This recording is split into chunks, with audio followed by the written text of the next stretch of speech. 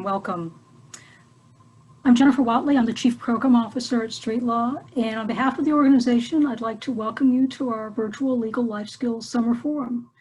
We're sorry we're not able to meet you in person, but we're really encouraged by all the people from throughout the United States who've signed up to participate with us today. In the next couple of hours, we're going to show you some things about the Legal Life Skills program that Street Law conducts in partnership with a number of different organizations. And you'll hear from my colleagues at Street Law, you'll hear from volunteers with the program, you'll hear from some of the young people who've participated in the program as well. We hope that you'll learn a lot. We hope that you'll be engaged, that you'll participate in the chat room. We're not an organization that wants to lecture at people and have you passively listen. We want you to be participating. That's something that you'll see. And we hope that by the end of this 2 hours, that many of you will be interested in learning more about the program and perhaps even partnering with us on this program. But before we dive into all that, I'd like to say just a little bit about Street Law.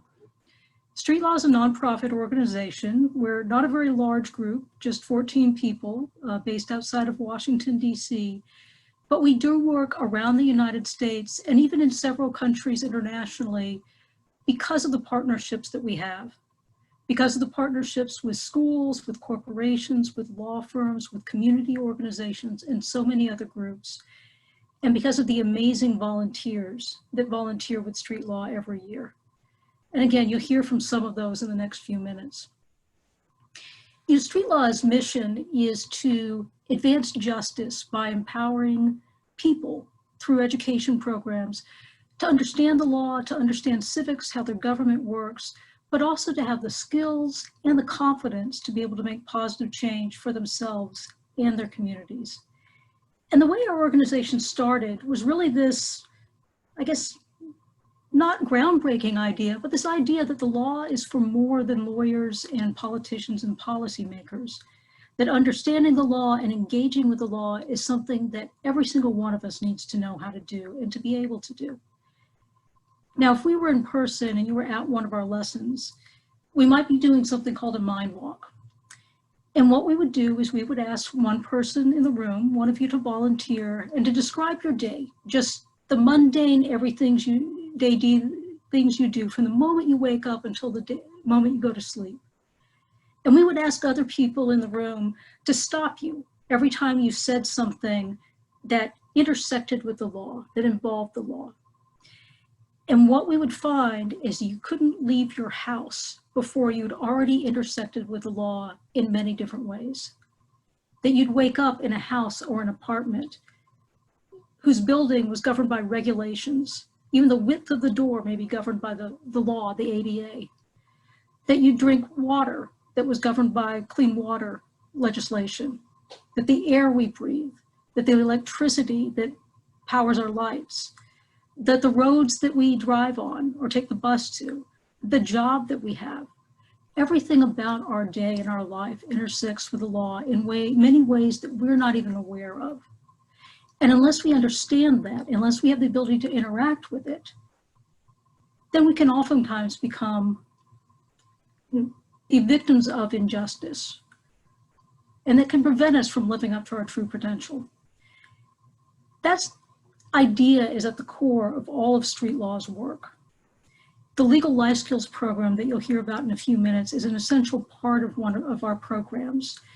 It's a program that's geared towards providing very practical and very usable understanding of the law, oftentimes for people that are the most vulnerable. And just in the same way that we need job skills in order to work effectively in our job, or social skills to have effective relationships, we need legal life skills in order to do things as simple as find a place to live, have employment. These programs that you'll hear about are some of the things that are most core to Street Law's mission and our sense of advancing justice. You'll learn about the partners we have, the people we work with, the effect that it's had upon them. You'll hear about our curriculum, the kind of things we talk about. And then you'll also hear about the ways in which you can become involved with legal life skills and can partner with Street Law. So I hope you enjoy the next 2 hours.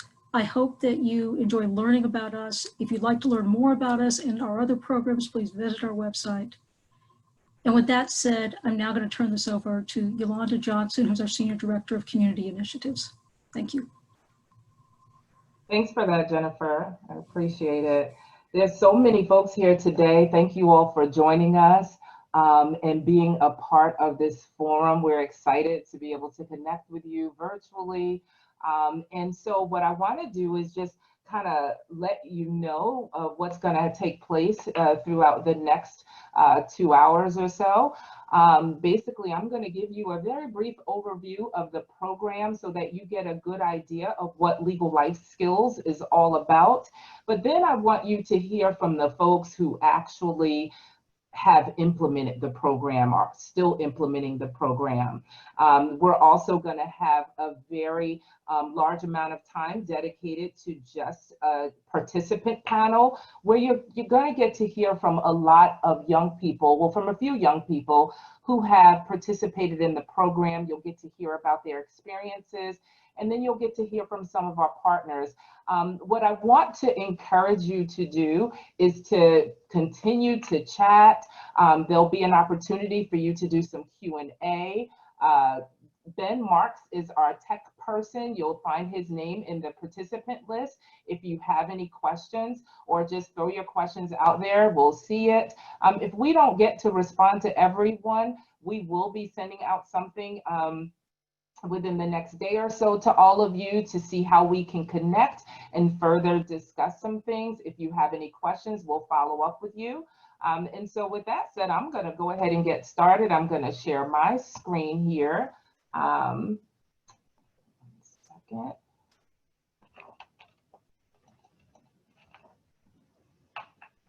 How's that? So can you all, hopefully everybody could see my screen. Give me a good thumbs up or just say yep in the chat if you can see my screen and hear me well. Okay, good. So I am Yolanda Johnson. I get to see this great program called Legal Life Skills. And what we do at Street Law, Jennifer kind of touched on a little bit, is that we basically teach about law and advance justice for all. And how do we do that? Let's see here. Yolanda, the PowerPoint is not full screen. I don't know if you want it to be. Someone's going to take control of my screen. It looks like my tech folks are going to take control of my screen. Thank you, Jasmine. Can I just go ahead and move forward? Yes, go ahead. Thank you. It's good to have tech folks in a good tech team, right? And so Street Law basically teaches about law, advances justice for all. And how we do that is that we do that through classroom and community education programs that basically empower people with the legal knowledge and civic skills needed to bring about change for themselves in their communities. As Jennifer said, Street Law started back in the 70s and basically started with a very small group of law students. And that model that the law students designed was to basically develop a curriculum that teaches young people about the law, everyday people, practical law. And so how do we do that? We do that through 3 different ways. And we do that through training folks. We do that through providing them with a curriculum, and we do that through connecting through all of our different communities. Basically, we teach about law, democracy, and human rights. Who do we connect with? We connect with many of you, people who work in the juvenile justice system. We connect with educators. We connect with people who are in the community who want to start grassroots programs. We connect with law enforcement officers, youth workers, and our curriculum is basically a student-centered curriculum. And what we're aiming to do is to develop analytical skills, problem-solving skills, and communication skills. Many people have heard about street law, and you've heard about street law from the thing that is like our foundation. And our foundation is pretty much the heart and soul of street law, and that's our curricula and teaching materials. All of our curricula and teaching materials are designed to be relevant to our participants' lives, and they're delivered in a highly interactive way. That's what makes street law so much fun and engage in so much learning, is because our lessons are written and designed to be highly interactive. We also have our teacher professional development programs that help social studies teachers improve the way that they teach about the law and government. We have our legal community partnership programs that basically connect with lawyers, law students, law enforcement officers, and other legal professionals to basically engage with young people and teach them about the law and legal careers. We also have international programs that bring education about democracy and rule of law to young people and marginalized populations outside of the United States. So there's several different pieces of street law, and we're here today to learn about the Legal Life Skills program. This program basically was specifically designed to serve populations that were underserved. So those populations who may not have access to good legal and civic education. And so how have we done that? This is just a quote by Kofi Annan. And what Kofi Annan says, and many of you know who that is that young people should be at the forefront of global change and innovation. If they are left on society's margin, all of us will be impoverished.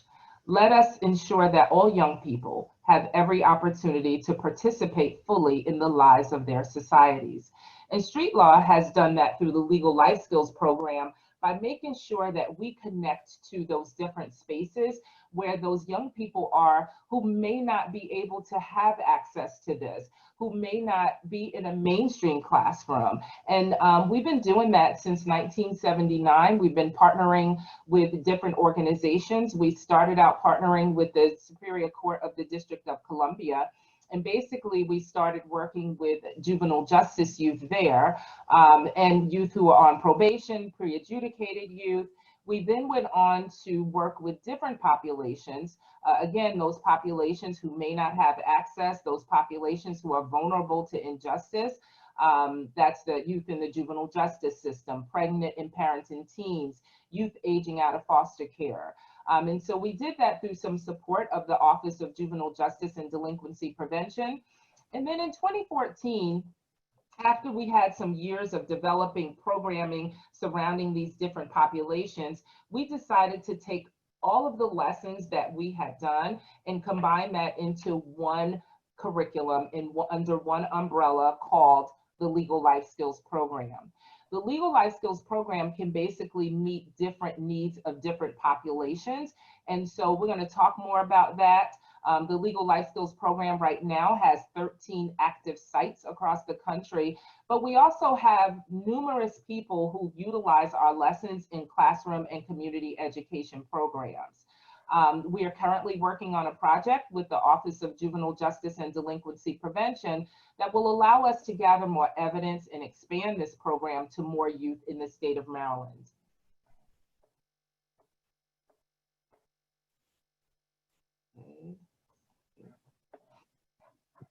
Thank you, Jasmine. We basically teach law as a life skill, and some of you may not have heard that before. I'm sure many of you who work with young people have heard a lot about life skills, about different life skills programs that include finance and things of that nature. But what we do is we take different life skills and we infuse that with the law. And what happens is that allows our participants to be equipped with practical knowledge of the law that affects their daily lives. We help them, we help folks who are transitional age youth navigate into adulthood.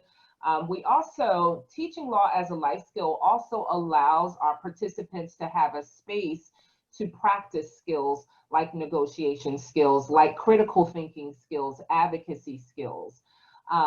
We also provide them with connections to the community. So different role models, we bring in resource people to help them connect with people in their community. We also teach them how to handle controversial topics and different viewpoints. We know how important that is right now, right? We want to prepare our young people to be able to advocate for themselves, for their community, to advocate for change, and feel like they have the ability to do that.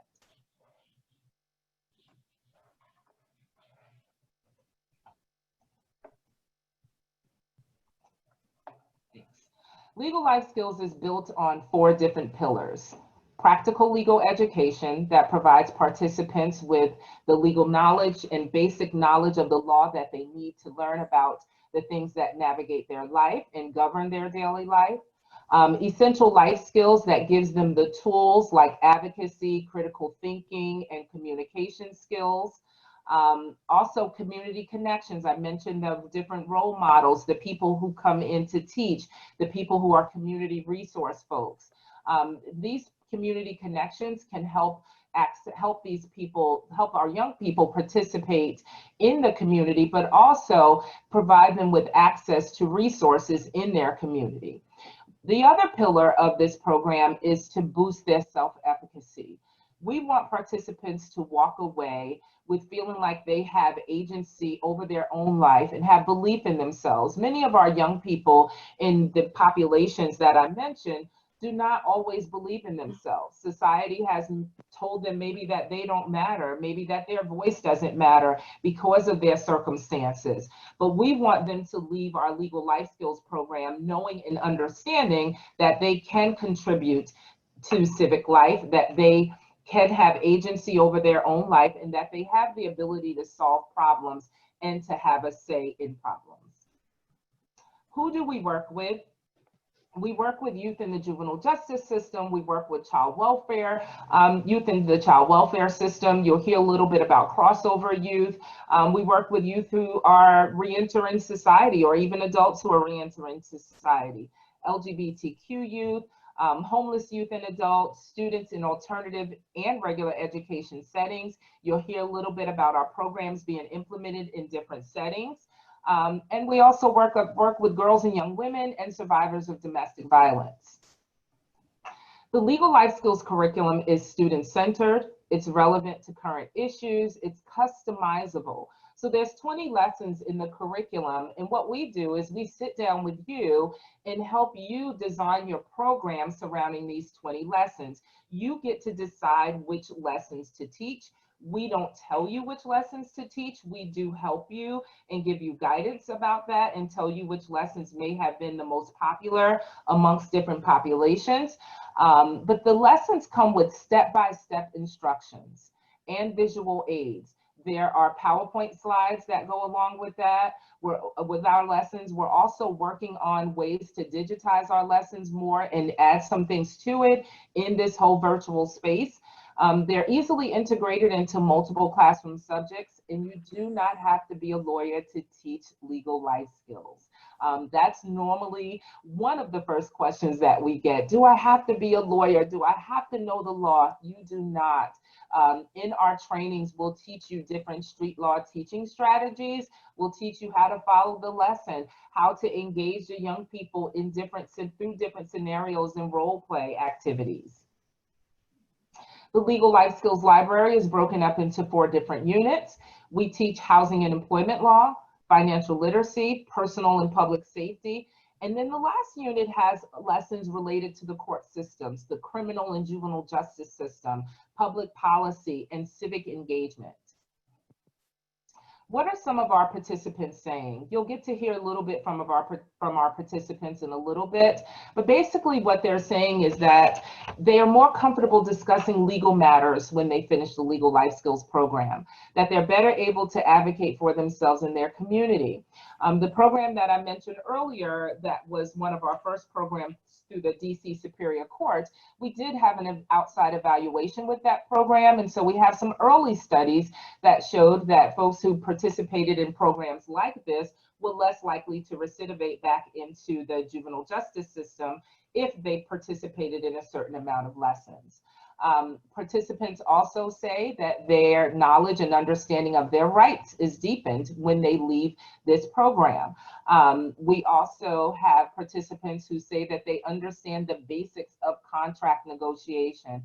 That's really important as young people go off and they sign leases, they go into colleges, things of that nature. You want them to have the basic understanding of contract negotiation. Our young people develop leadership skills, conflict resolution skills, analytical thinking, and decision-making skills. How do we know that? Our different programs actually administer surveys at the end of their sessions, and so we've gathered that evidence. And as I said, we're working now on a project to gather even more evidence for this program, and so we hope to have more as we work with the new project through the Office of Juvenile Justice and Delinquency Prevention. What is the benefit for you to partner with us? Participation in this program gives our partners a wealth of benefits. We partner with community organizations, corporations, agencies, and school systems, basically to empower participants with the legal knowledge and civic skills that they need to succeed as adults, combat inequality, and participate effectively in their communities. Legal life skills can be a piece of what you all are already doing. So if you're providing maybe financial literacy in your programs now, you can add legal life skills to that to strengthen the services that you already provide. Legal life skills gives our partners an opportunity to build collaborative community partnerships. You'll hear from our corporate partners who also build connections with community organizations as well. It allows these organizations to blend their resources and deliver services more efficiently. You also will get a structured and a learner-centered curriculum that's written by experienced curriculum designers and reviewed by legal content experts. Before I came to street law, I've been at street law now for about 6 years, but before I came to street law, I was with the Department of Juvenile Services, and we often look for programming. We often look for programming to bring in for staff. We look for programming to bring in for our young people. And so we provide training that can help your staff get new skills and also may count as professional development while giving them a structured curriculum that they can deliver, something that they don't have to come up with themselves. And that's why people love the curriculum, because they're like, well, I have it all right here. I don't have to figure this out myself. It's a sustainable program if your staff are trained to deliver the program, because once we train your staff, they can also become the trainers to deliver the program to other staff within your organization. Our corporate employee volunteer programs help to create collective impact surrounding a common interest and a goal. And so if you're a corporation and you're looking to make some community impact, or you offer volunteer opportunities to your employees, then you can partner with street law to bring in something like legal life skills and decide which population you want to work with. Perhaps your corporation wants to work with survivors of domestic violence, or youth who are at risk of the juvenile justice system, or foster care youth. We can work together to design a program that works well for you, your employees, and also for the participants involved. Programs are designed based on the needs of the population and the capacity of the organization. So again, these programs are customizable. We don't tell you how to do it. We will guide you, but you get to decide on how many lessons you want to teach, how many weeks you want to offer the program, and you also can work, we also will work with you to decide which programs you'll work with, which community partnerships you'll work with. Right now, these are some of the programs that we have. We have a program in Los Angeles that's taught by law students. We have a program in DC. We have programs with our Merck corporate partners in New Jersey and Pennsylvania. We have our benchmark program in Lancaster, PA. You'll hear from one of those young people. We also have our program that operates at the Evening Reporting Center in Landover, Maryland. We work with Latin American Youth Center through some our Verizon volunteers over in Washington, D.C. We also have our Ready by 21 program in Landover, Maryland as well. And then we have our Wellspring Living program. You'll get to hear from our Home Depot rep on that program a little bit later. And then we have our Florida Legal Services program. Florida Legal Services was implemented by Joseph Cordova, and Joe's going to join me to talk about that program so that you can hear a little bit about what it was like for him to design a program surrounding legal life skills.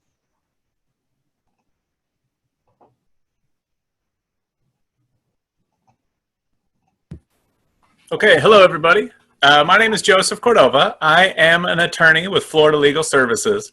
But in addition to being an attorney, I am an Equal Justice Works Fellow. What that means is about a year before I graduated law school, I created and proposed a legal project that would take place over the course of 2 years to Equal Justice Works. It was accepted and funded by the Florida Bar Foundation. And that specific project focuses on the rural immigrant farm worker communities of North Central Florida.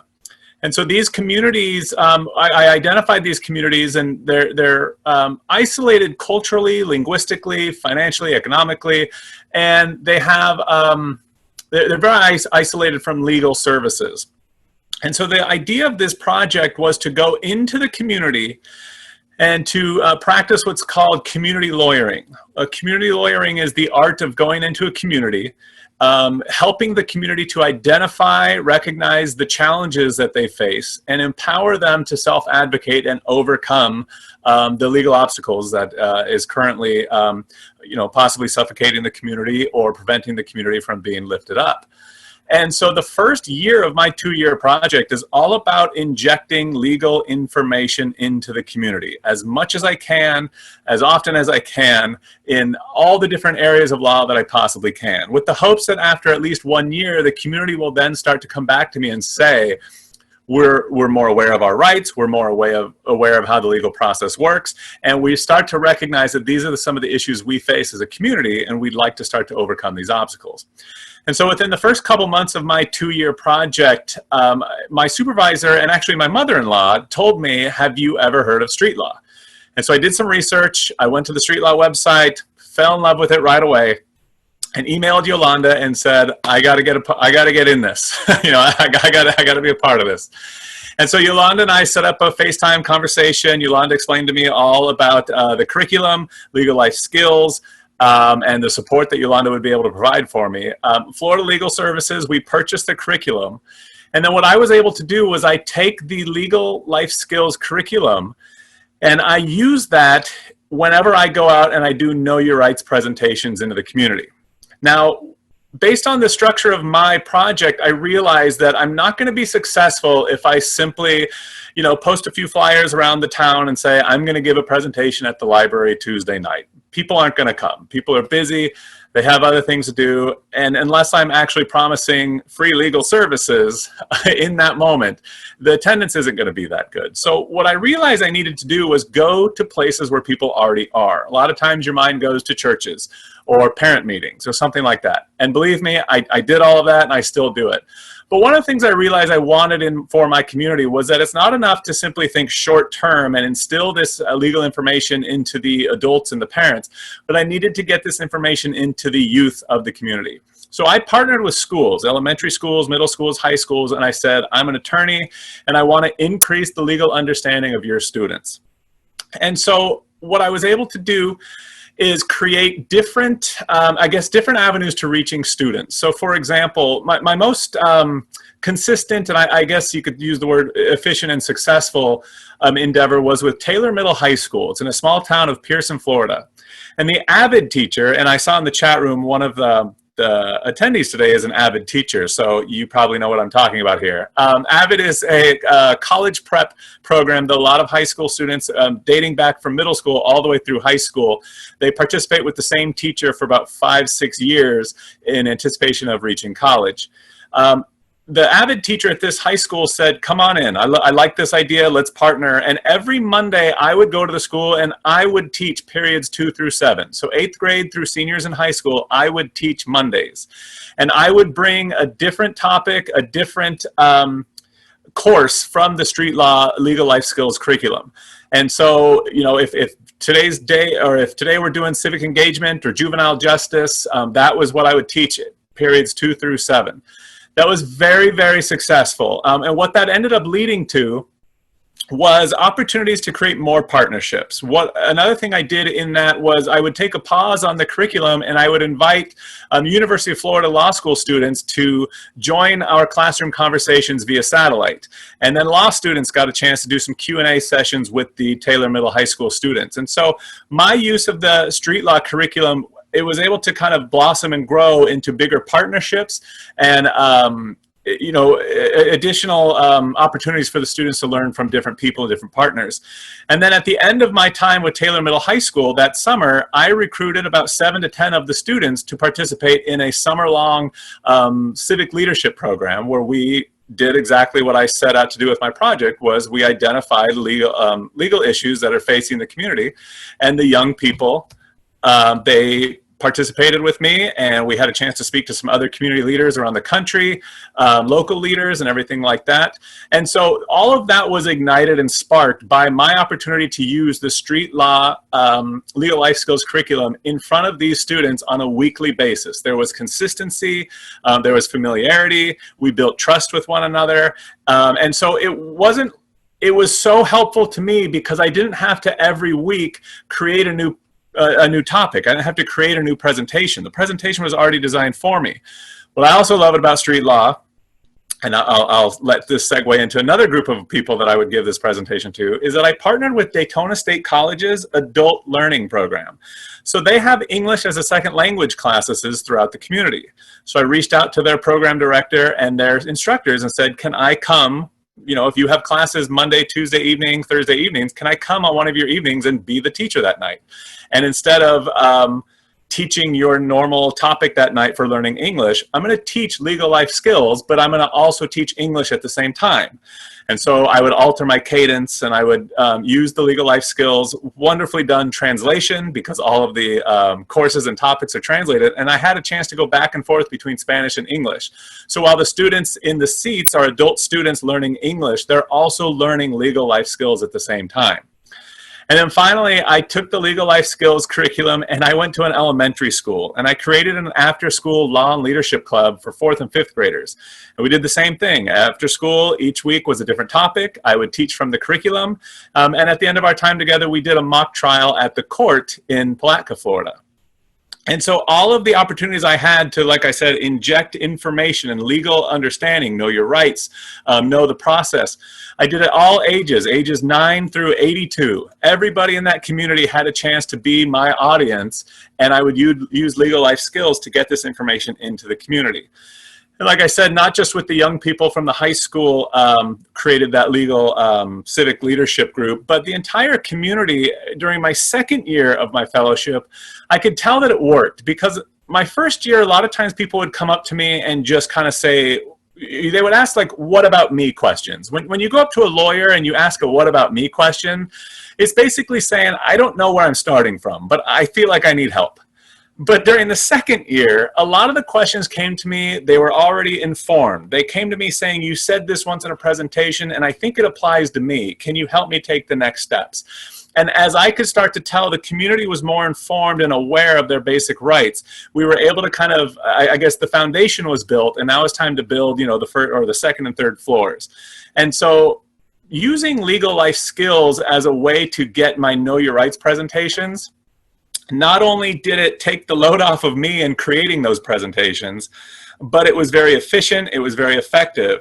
And then what I also want to say about it is that Yolanda was with me every step of the way. We had, I think, monthly phone call meetings. I tell her how things are going. She would pass on new ideas to me. We were able to adapt the curriculum so that I was able to reach every age, every language ability. Because my audience was so diverse, I could use the same course for each audience, but I would have to make sure I adapted it so that that audience was going to have the best understanding possible. And Yolanda was there with me helping to adapt and come up with those ideas.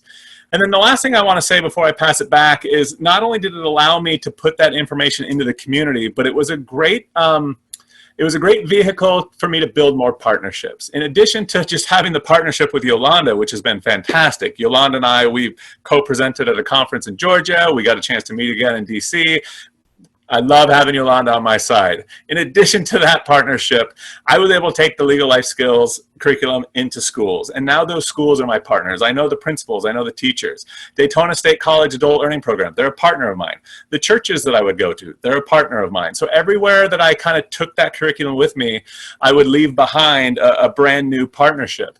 And what that is so important for me is that when you practice community lawyering and you're empowering communities, you have to build sustainability. And now I have an informed community. I have an informed next generation of leaders, which is so important. And I have a network of partners who are all networked with one another. So when my fellowship is done, I'm leaving behind a community that is aware and ready to take the next steps. So I think I'm at time right now, so I'll pass it back. Thank you, guys. Thanks a lot, Joe. That was awesome. I appreciate you sharing that. I'm going to turn this right over to Erica Wang, my colleague, and she's going to facilitate a discussion with our participants.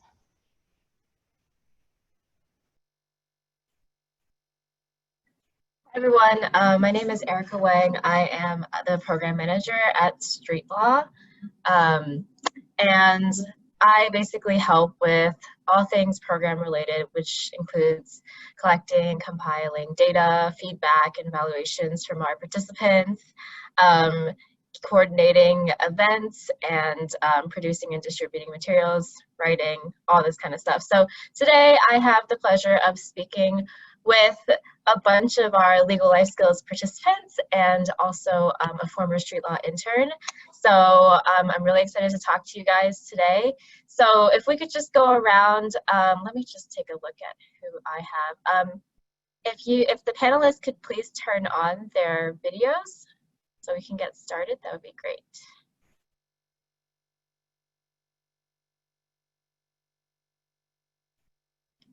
Okay. Right. Okay, so I think we have everyone. So for our panelists today, we have Brittany Booz, Freddie Rivera, Darrell Jennifer, and Imani Johnson.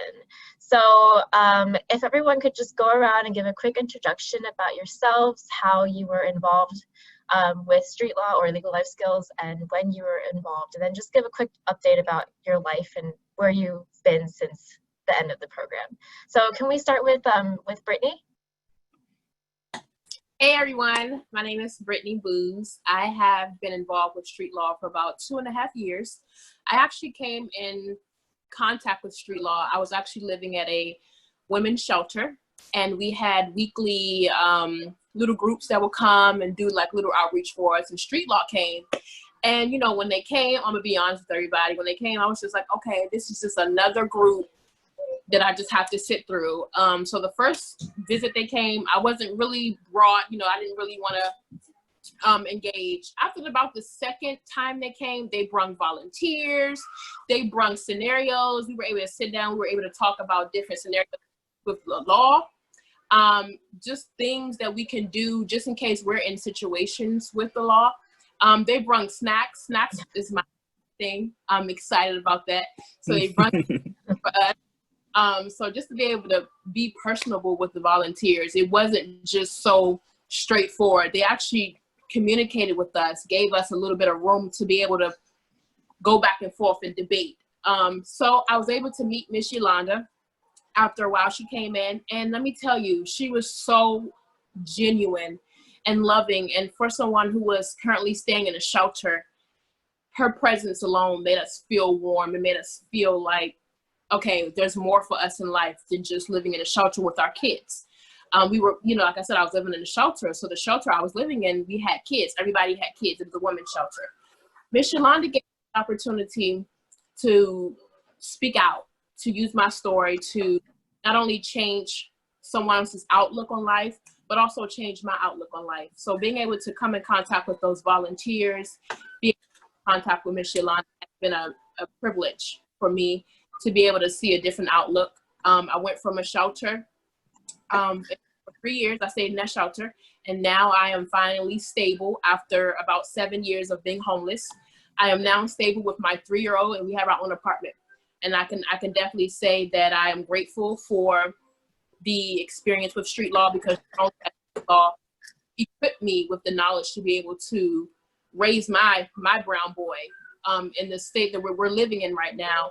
I'm able to say, hey, look, I learned this from street law. I know if something ever happened in the future with my child, I now know I can fall back on what I learned from street law. So that's where I am with that. And I'm so excited to be able to be knowledgeable about some of the stuff that street law has taught me. And not only did they teach me street law, they also taught me budgeting and how to be able to look at interest rates when I get credit cards and all the important things you would not think a group that comes to a shelter would teach you. But they came in and they gave us a roundabout information so that we'd be prepared once we left that shelter. So I'm super excited. Thank you so much for the opportunity. That's amazing, Brittany. And also, you did not mention that you have a skincare company now. Right? I do. I left the shelter and just went on my way. So now I own my own business. I sell skincare products. As you can see, this beautiful. I actually do shea butters, and I'm so excited about it. I'm so excited about it. Well, you're glowing, so it shows. Okay, thank you. So, Freddie, could we go next to you? Sure. So hi, everybody. I'm Freddie. I'm a mentor at Benchmark Program, and we had the program of street law come to us a few years ago. At that time, I was a mentee, and the big thing for me about street law taught me how to open my mind and see from other people's perspectives. At that time, I was coming out of, being in the streets, doing illegal things, just trying to survive, take care of my family and whatnot. And I was in the process of recovering. I was also an addict as a teen, so I'm a recovering addict. And I've been sober for about 6 years now. I'm proud of that. And when street law came, it was amazing because they brought in live volunteers. Like Brittany said, we had officers come in, we had lawyers come in, just a whole bunch of different people come in and teach us about different things. And the one thing that always stuck, well, two things that stuck with me were how to talk to an officer when I'm being stopped and stuff like that. Like right now, I'm stopped by an officer, I have my wallet right above me with my registration and everything, put my hands on the wheel and just leave it there until the officer comes and approach me. That's something that stays with me, and I utilize that all the time. Not that I'm pulled over all the time, once in a while, a light, tail light out or something, they gotta talk to me. Yeah. And then what I'm doing now, like I said, I'm a mentor at Benchmark Program. I have my own business as well. I'm a musician, I'm a music producer and a poet. I'm actually in the process of creating my first ebook for Kindle with poetry and stuff. So that's lit. I'm getting back in acting. I'm a very creative person, very idealistic. Learning how to be more practical, but very idealistic, very creative. Just I love living life, and I love life the way it is, and just try to be that positive energy. And street law kind of gave me that too, because if I remember this one time a lawyer came in and we're just talking about restitution and all that stuff, and I realized, wow, like every action has a consequence, and there's like every action affects the world. So even though I'm one person, I can affect the world in a grand way, and I got to be careful what I do and respect everybody and love everybody no matter who they are. Oh, it's called Lost Souls Music. Right now it's in the process. I'm in the process of turning it into an official LLC. So it's good. It's good. So yeah, that's about really all I have to say. That's really awesome. Thank you for being so honest and sharing your story. And I definitely have more questions for you, so just keep it in mind. So I think next we'll go to Amani. So Amani, could you please tell us a little bit about yourself and what you've been doing since street law? Hi everyone, I'm Imani Johnson. So I interned at Street Law in 2014 to 2015. I actually found out about street law through Urban Alliance when I was in high school. I attended Anacostia Senior High School located in Washington, D.C. And I actually street law was actually at my high school, and I wanted to join a class, but I had to join in 10th grade, and I was already in 11th grade, so I couldn't join the actual class that they had. And I ended up interning for street law, so it actually worked out pretty well, full circle. But at Street Law Inc., I worked under Yolanda Johnson, Miss Yolanda Johnson, and there I kind of did the administrative work. And I would visit classrooms with her to see the students participate with the attorneys and the teachers. when we had like events and stuff. I would help with the registry, like just more planning and stuff, and also learning. One time I interned a judge for them on camera. It was an innovation interview, so I just was able to engage with the judge, hear about his story, his journey through the legal life, and his experience with working with different people. I actually aspired to be an attorney. I graduated from the University of Maryland Eastern Shore in 2018 with a bachelor's in English and a minor in criminal justice. Right now, I am currently studying for the LSAT, and I take the LSAT August the 29th. So I think it was very important for me to continue to stay connected with Street Law Inc. or any legal programs because that's my journey. Yay, that's great. I definitely am waiting for you to become a lawyer, so that's awesome. Thank you. Yeah, so Darrell, you're last. Could you please go ahead and give us an intro? Yes. Good afternoon, everyone. I'm Darrell Jennifer. My initial involvement with street law was in 2013, I believe. I completed the Legal Life Skills program. First met Miss Yolanda. Around the time I was in foster care still. I was the president of the Prince George's County Youth Advisory Board. I was presented with many opportunities with street law. One, I was able to speak at the Street Law Gala, and I was also presented with the opportunity to be on the cover along with my fellow vice president at the time, the Street Law Community Program Manual. Right now, I'm currently employed with the Prince George's County Department of Social Services, and I'm hoping to use my experiences to encourage and empower youth and maybe implement some new programs that I feel can be beneficial to youth in foster care. So, hello, everyone. That's really great. Thank you, Darrell. So I'm just going to ask a few questions, and then any of you can feel free to respond. So my first question, and some of you have already answered this in your introductions, but how has legal life skills impacted your life? And do you have any specific examples or experiences of how something you learned in a legal life skills lesson has helped you?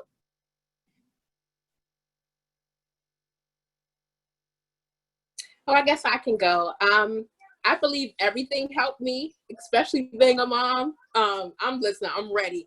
I have so much in my backpack of knowledge. So when somebody comes to me, I'm like, listen, I got all my knowledge, I'm ready. So not only that, I believe that I'm excited because, like I said, coming out of homelessness, being excited to get your own place, you're excited to sign up for everything. So whether it's a credit card or whatever it is that you think, quote unquote, you're ready for, to be able to have that knowledge from street law about the interest rates, to be able to read when I'm supposed to read the correct way, it definitely toned down that excitement because it made sure that I was aligned with, okay, Brittany, is this what you want to do because you want to do it, or is it a financial, is it in your financial bucket for you to do it? So I think that definitely helped me out, moving out into my own and being more independent and coming from the shelter, just to be able to make the best decisions for myself and also my son. Yeah, that's definitely really important information to be able to access and to have. I think sometimes schools don't really offer those kind of classes or resources to their students, so that's really good that you have that. And when you said that the whole backpack of knowledge thing, it kind of reminded me of like Dora the Explorer. She has her little backpack and she's got like everything. So that's really cool. I'm ready. You are. Okay, great. Anyone else? Any kind of specific experiences where? Mm-hmm. I'm sorry, I didn't mean to cut you off. No, I was just saying, like I mentioned earlier, one time I was coming home, my seat broke in my car, like the part that I leaned back and just snapped. So I'm trying to drive my car home, and I noticed there's a car following me. I'm like, oh, great, it's an officer. I'm going to get pulled over. Well, I get pulled over. But I remember what I learned from legal life skills. I'm like, okay, I have my wallet right here. Put my hands on the wheel, say, see, I'm not a threat. And remember that the badge is just a badge. He is a person. So like that really got me. So that's the one thing I got. But the other thing I really, like I said earlier, it opened my perspective. I realized that no matter who's doing what or what uniform they have, they're still people. And it taught me how to be a good civilian. because I was coming out as a juvenile out of a life of, I guess you could say, crime, because I was doing illegal things. So coming out of that and learning how to be a good civilian was something that street law taught me. Yeah, it seems like maybe it didn't just teach you kind of the rule of law, but also taught you kind of how to maybe empathize with people who are in different positions than you are. Mm-hmm. Would you say that's true? Yeah, that's really cool. But your seat is better now, right? You fixed Yeah, it. yeah. I fixed it. Okay, good. Yeah, good. I'm glad. Okay, anyone else? Sure, I'll also share an experience I had. So after completing the Legal Life Skills program, I was involved in an issue where I hosted a party for some friends. The party kind of got out of hand. Some unexpected guests showed up, and it led to me having to call the police to remove these guests from the party. Eventually, these guests came back. And then I guess someone from the front lobby called the police, and the second time the police came, they weren't very nice. They ended up kicking everyone out, and I didn't have on shoes or anything. And I'm trying to explain to the officers what the situation was and that I wasn't involved. I don't know how they got back. And in that moment, I was completely just mishandled by the police. They took my phone, they put me in handcuffs. They said I was trespassing and I was failing to obey the law. And in that moment, I was very, very scared. I was alone. I said I didn't have anyone to call. So I depended on what I learned from the street law program and the different scenarios that we went over. And that really helped me in that situation because I stayed calm and I was very respectful to the officers. But when it came down to when we got to the police station and I had to, of course, speak with the commissioner, I explained in legal terms how I was mishandled, how I wasn't read my Miranda rights, and how I was pretty much unlawfully arrested. And like I said, in that moment, I couldn't call up someone and say, hey, I'm alone. Can you come and meet me here? I couldn't call my mom. I couldn't call my social worker. I really couldn't call anyone. And just from my knowledge of what I learned with the street law program, I was able to defend myself on my own in that situation and have those charges wiped clean. And I really didn't have to worry about that anymore. So I was extremely grateful for everything that I had learned with the street law program. Yeah, you're like being your own defense. Yes. That's really great. Yeah, definitely. I think it really helps to, like, when you know you have that knowledge, it just gives you more confidence and it helps you stay calm and react more logically. Definitely. So that's really great. Thank you. So Freddie, we have a follow-up question for you, if you don't mind answering. So Yolanda would like to know what characteristics of the law enforcement officers that came into your sessions made you feel more comfortable interacting with them? I think their humility. They're very humble. That's what got me. Usually before I thought that, oh, they're all badges. They all think they're better than us. They're gonna, you know what I mean? And if they see me, I'm done because, you know what I mean, I'm messing up, this, that, and the third. But when the officers came in, they came in very humble, very respectful, with a level attitude. They treated me as an equal. And that's what really opened up my mind. I'm like, well, I guess, like, not all people are bad. I guess I was just coming from, like, a defensive standpoint because of what I went through as a juvenile. And now I see, like, it's more than that. It's more, there's so much more to the world than what I see. And that people are different. Yeah, it definitely helps to interact one-on-one with someone, I think, and then rather just kind of knowing them as like a concept, as a group of people. So yeah, that's really good. Did they share anything in particular with you about their experiences? Like, did they give you any tips on how to, I guess, act in a certain situation? Or yeah, it was actually the officers the one officer, that's how I got the wallet thing from, where it's like, hey man, like, if you really feel like unsafe or whatever, just put your hands up, make sure you have your wallet somewhere reachable, like right above you with your registration in the dashboard. You don't want to have to reach into a glove compartment or your middle console. If you really feel that way, then just leave your wallet there, have your hands on the wheel, that makes not only makes you like less of a threat, but that makes us feel safe and it makes it easier for us to talk to you. I'm like, okay, I'll do that, and I just stuck with that. Yeah, that's good. That's good. These are getting like firsthand tips. Mhm. Awesome. Well, thank you. So I think, Imani, you did not participate in legal life skills as a participant, but you did work on producing some materials and helping Yolanda with legal life skills. So was there anything during your time at Street Law as an intern that impacted your life, your academic pursuits, career pursuits, anything like that? Yes.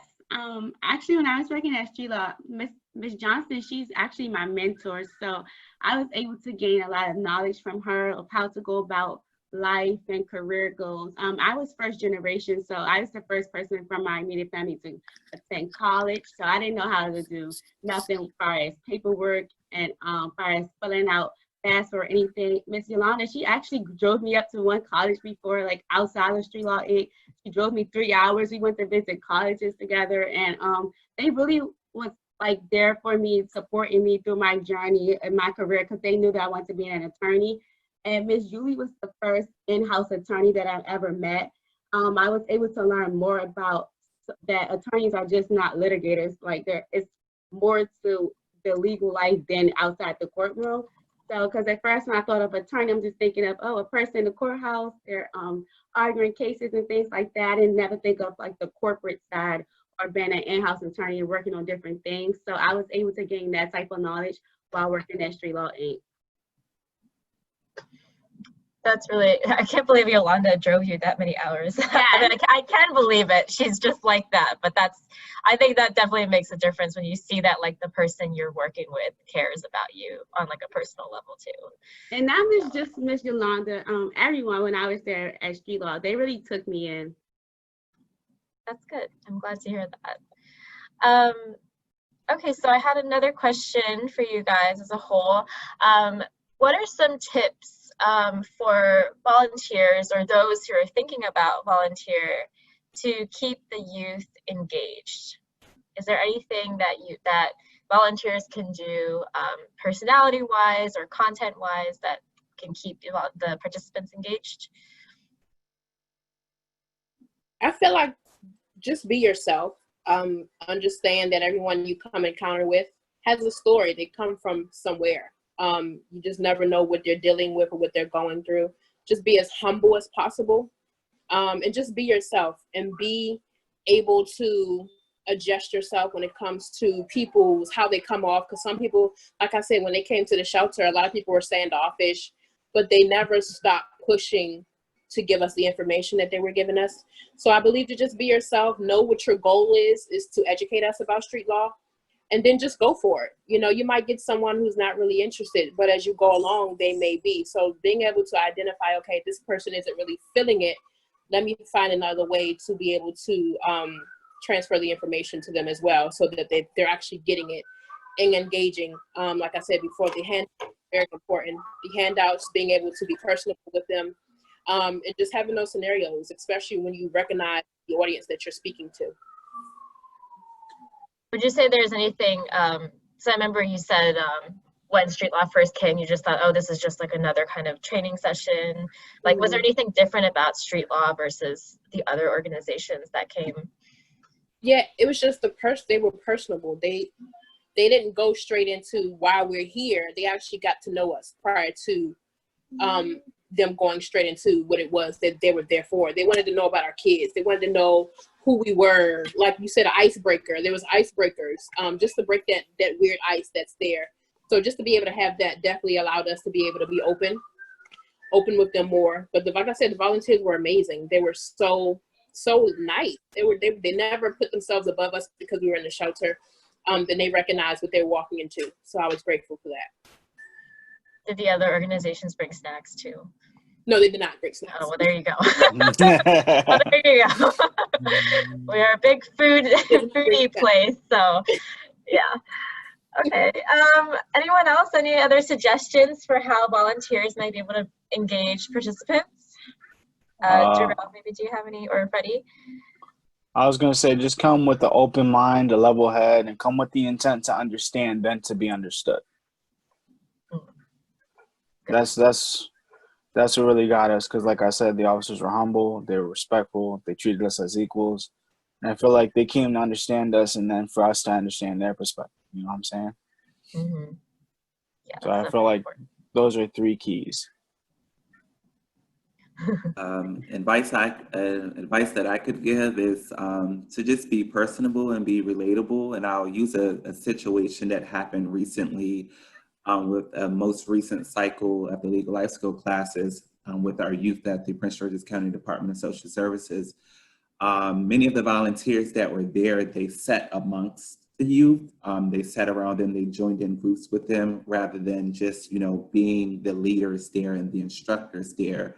And what that did was that allowed youth to feel more comfortable with opening up. A lot of the youth that go through the program are so used to talking to so many different people that when they kind of get someone that doesn't feel like this is a social worker to me, or this person is case managing me, they feel like they can open up a little bit more. And that's actually what happened. One of our youth opened up to one of the street law volunteers about some personal things that were going on in her home that wasn't brought to her social worker or any of the Department of Social Services workers there at the time. So that was really great that the street law volunteer was there to kind of comfort that youth and then also pass that message along to the workers that was there to handle that situation and to get that youth to safety. So it sounds like the youth felt that street law was trustworthy enough that there was a lot of trust there. Yes. How do you think that street law helped build that trust?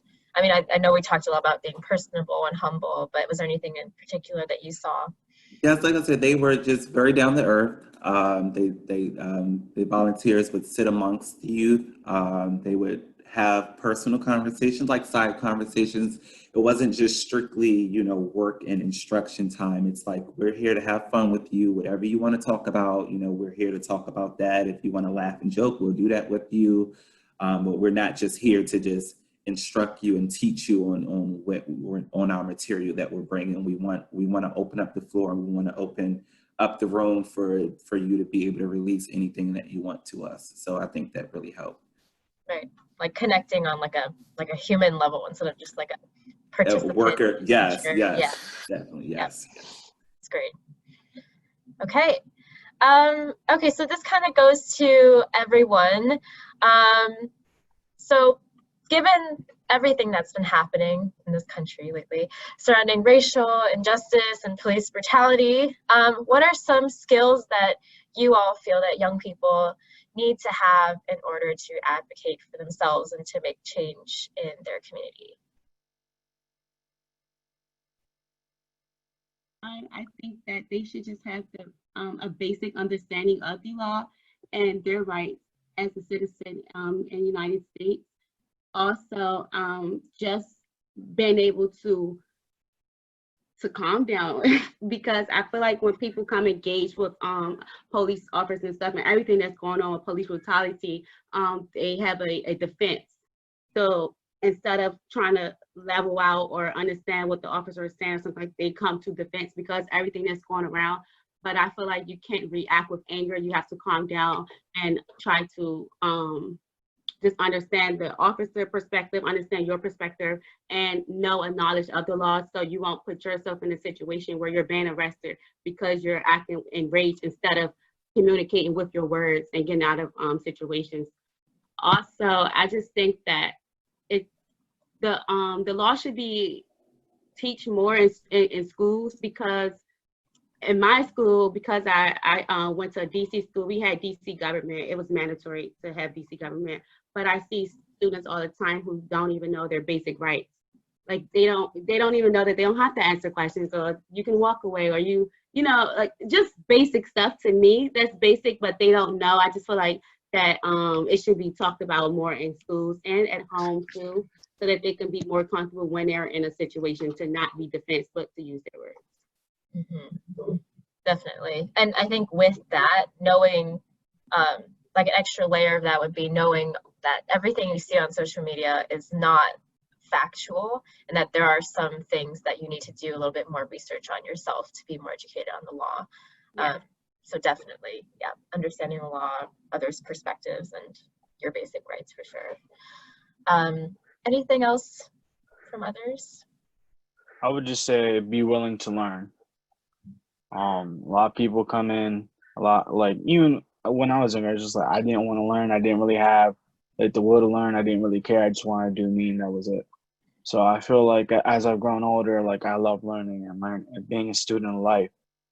And I feel like that's a mindset a lot of you should have, is just the willingness to learn, and like Imani said, that self-discipline, that control over yourself, mastering yourself. So that way you don't react in anger or in emotion. Using your emotions to your benefit as your drive instead of to your detriment. Right. And really not giving up on yourself, like knowing that you have the ability to learn, like you said, to grow. Yeah.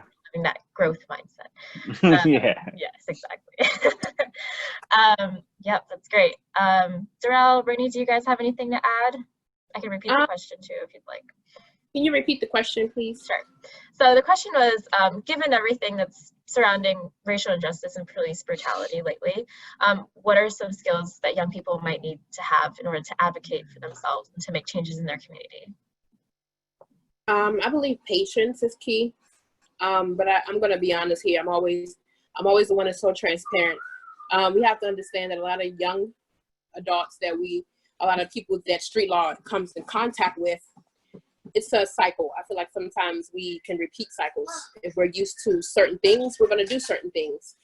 Some people can't do something that they wasn't taught. You get what I'm saying? So we can say, oh, hey, look, they have to learn patience. They have to learn this. They have to learn that. You have to take it from someone who grew up in the foster care system. I didn't have anyone teaching me how to be patient, how to be all these things that I am today. It takes experience. It takes for you to go through some things for you to understand how to get to that place. And I understand everything that Imani and Freddie were saying. I agree, but if some of them were not taught, how are they able to produce something that they were not taught? And that starts with street law. Breaking those cycles, teaching them something that they've never known before. Like you said, different laws, teaching them how, Freddie said, they taught them how to interact with police officers. All police officers are not bad, so being able to teach them to be able to decipher from, is this a good situation or is this a bad situation? So like I said, it's all about being taught how to do something. Some people come from places where they're not taught patience, where they're not taught how to stand up for themselves. I am one of those people. Growing up in the foster system, we don't really get that much help. And then aging out and being put out and being homeless, you're fending for yourself. So of course you're already going to come aggressive. So like I said, knowing that everybody you come in contact with has a story, but if they're not taught something, how do they know how to do it? You get what I'm saying? And that's why we have law, because you teach us how to do it. Yeah. That's what I was talking about earlier, coming with the intent to understand, because we all have different perspectives based on our scars. Right. And just like you said, knowing that everyone you come into contact with has a story. So that means that even if someone is acting out, or even if someone is coming off as aggressive, like there has to be a reason for it. It's not just, I'm just doing it because I feel like it. I mean, that could be part of it, but there's always a backstory. And I think the willingness from volunteers as well to recognize that everyone has a backstory. So yeah, it's kind of like what you were saying, Brittany, too, you can hear something so many times, but like it just doesn't click in your head until you actually experience it. Like I remember in second grade, I was seeing all these posters saying like, if you reach for the stars or reach for the sun, you'll fall among the stars or whatever. And I was like, whatever. But then it's like you actually experience life, and the more you like actually start to have more experiences, you recognize that there's truth in those kind of cliches, right? And that is kind of like how you learn.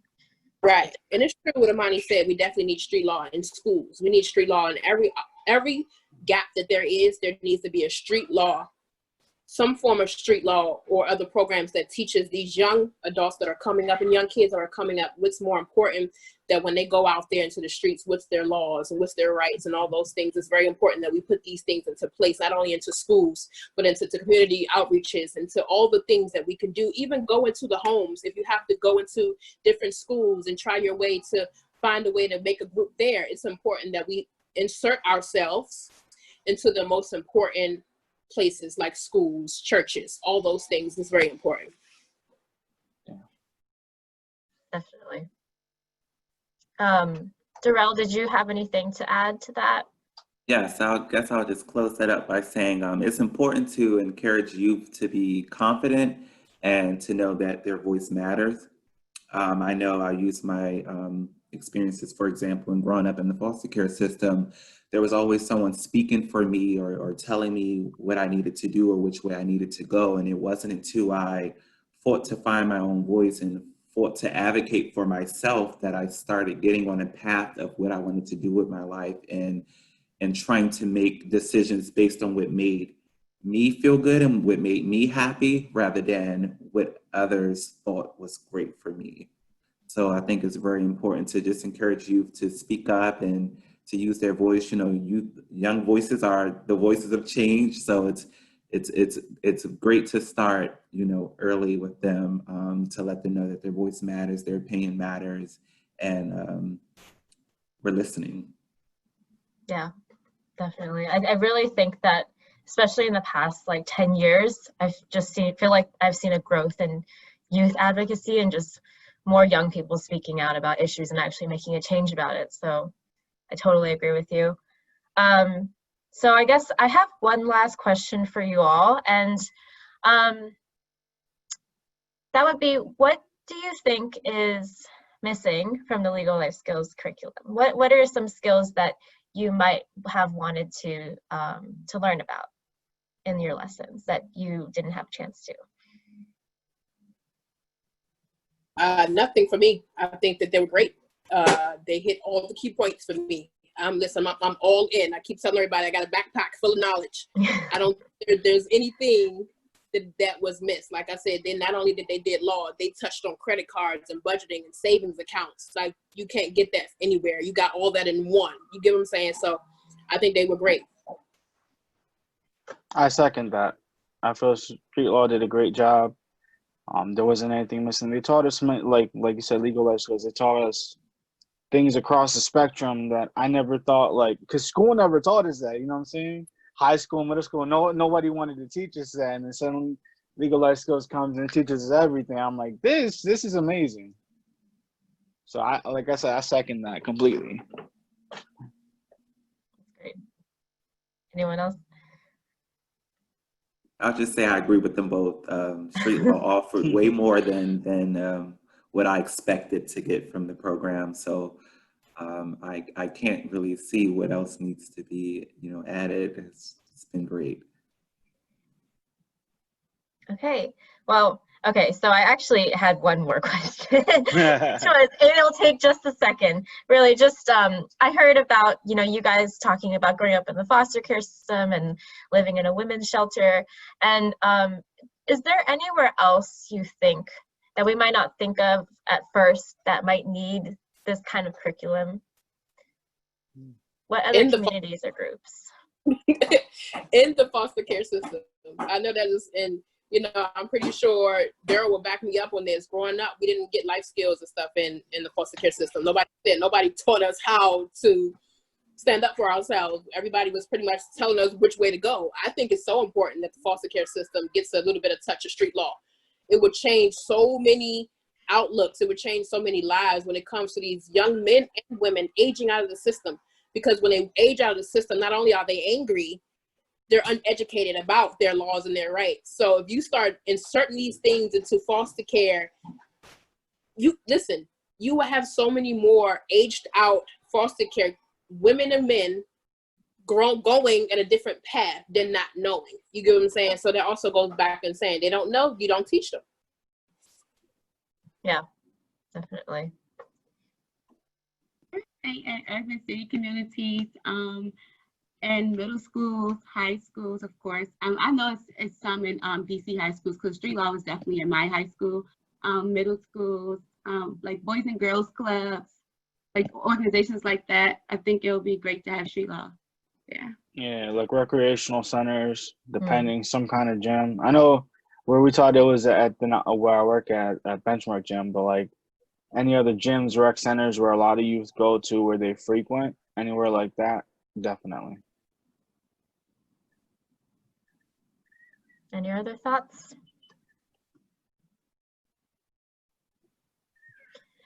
Okay, well, I think we're just about time for this panel.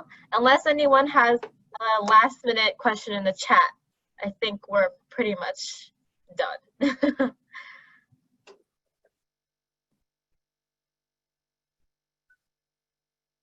Okay, well then I guess I'll turn it over to you, Yolanda. Thank you guys so much for being on this panel. I loved hearing everything you had to say, and I'll definitely keep in touch. Great job, Erica. And to all of the panelists, you all are so awesome. I tell you, we can't do any of this without all of you and having your voices impact our work. So just an amazing, amazing job to all of you. I want to go ahead and bring on Kwabena Tufor and Drew Hawk of the Department of Juvenile Services from the state of Maryland to be our next presenters. And they're going to talk about how this work has impacted youth in the juvenile justice system, as well as educate us on the crossover youth. So thanks again, Erica and panel. Good afternoon, everyone. Good afternoon. So my name is, I'm sorry, go ahead, Drew. I was just saying good afternoon to everybody as well. Okay. So my name is Kwabena Tufor. I work for the state of Maryland Department of Juvenile Services. I oversee the intake unit in Prince George's County and Montgomery County. And my name is Drew Hawk. I'm the DJS coordinator of recreation for the Evening Reporting Center in Prince George's County. So in both Prince George's County, Montgomery County, we are doing a lot of great things. In both counties, we have the Evening Reporting Center, the ERC, which is an alternative to detention. So instead of having the young people sit in detention waiting to go to court, they can actually come to the Evening Reporting Center for supervision and also to participate in program activities.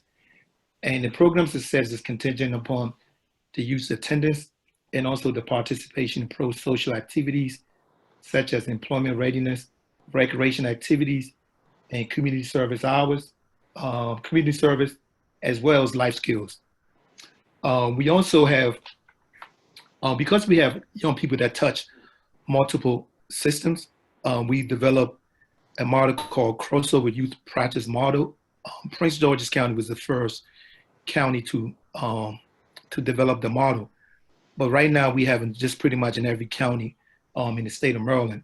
And so the model is pretty much simple. We define crossover youth as any youth who is involved with the Department of Social Services that subsequently get arrested. Or it could be also be any youth who's involved with the Department of Juvenile Services and then become the subject of neglect or abuse. So those are the two pathways for crossover youth. And we came out with the model just pretty much just to improve outcomes for child welfare children who crosses over into the juvenile justice system and vice versa. So that was the main reason to coming out with the model. And thank you, Mr. Tufor. And the legal life skills curriculum has been very beneficial to the youth.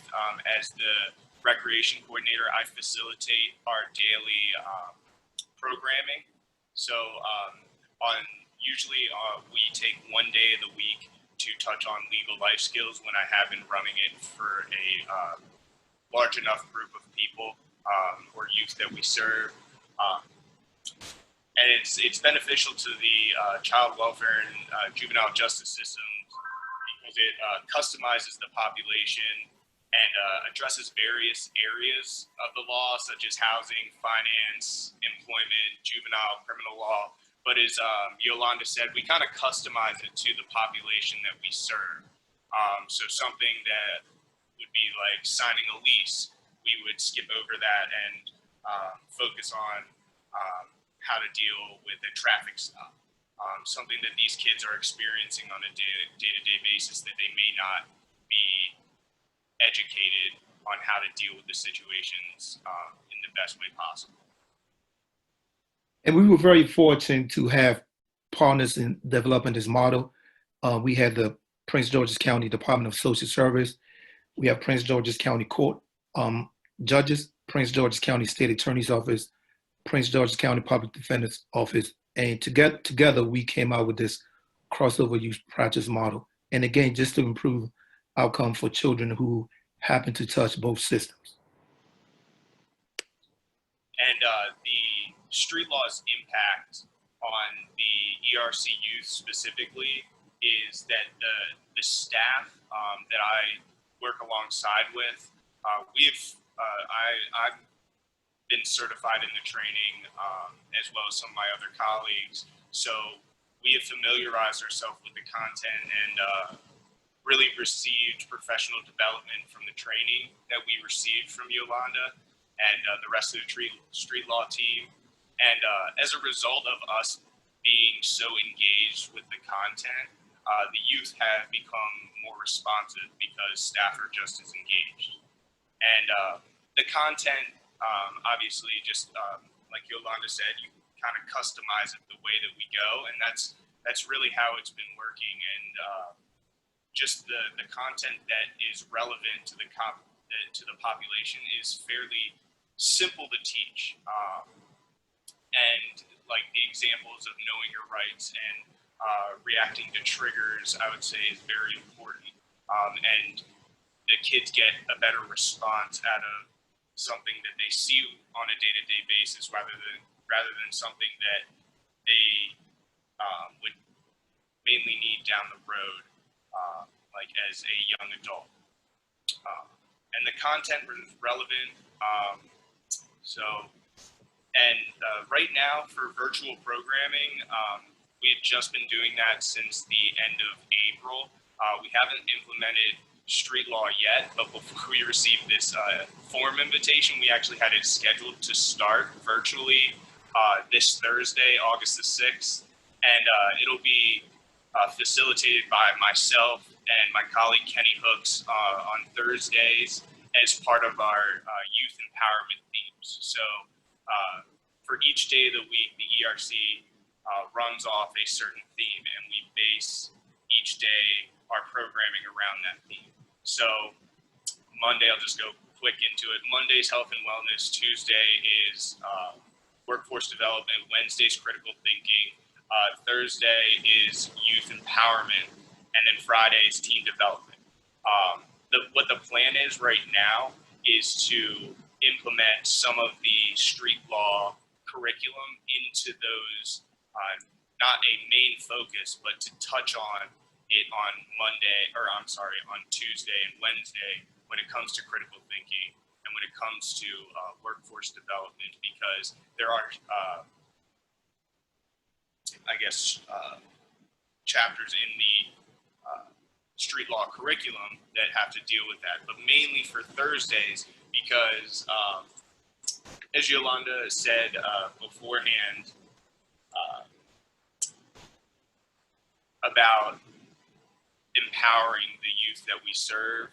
And so we decided to make it specifically on Thursdays because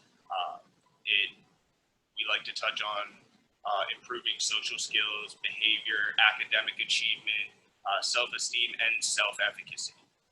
So those are all things that we're touching on when it comes to talking about legal life skills with the youth that we serve.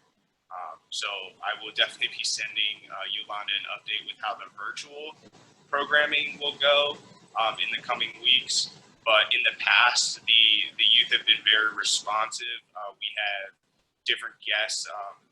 So we partner with former law enforcement as well as local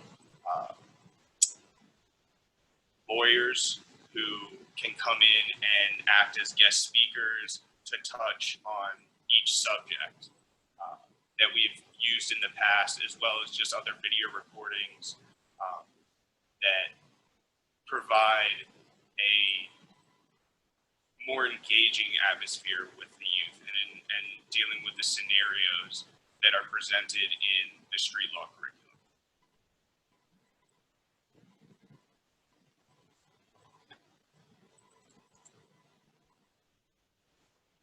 Does anybody have any questions?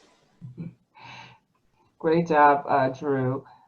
You know, I'd like to know, like, what if you had a challenge, being that you deal with such a population that can be a little challenging sometimes with scheduling, like, what has been your challenge with implementing the program? We've heard some great things, right?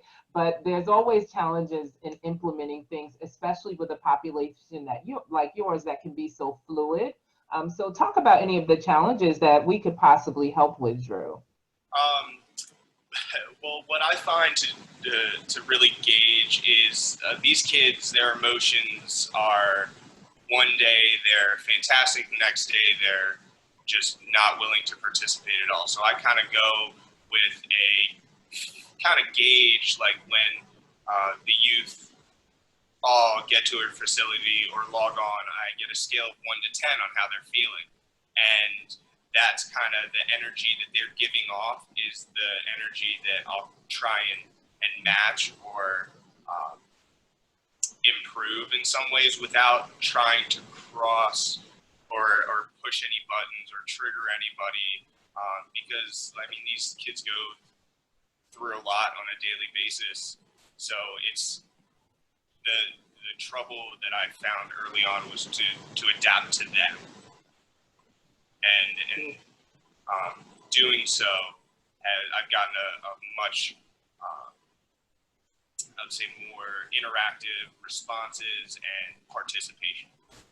That's good. So adapting to the population, knowing who they are, kind of understanding what they have to deal with, right? Before you just go in and teach the lesson. So there's other things that you have to think about. And then, Quab, if we can close out with you just saying a word about how important it is for your staff to have like different skills that they can bring to the table and things that they can do to create programming. How important is that?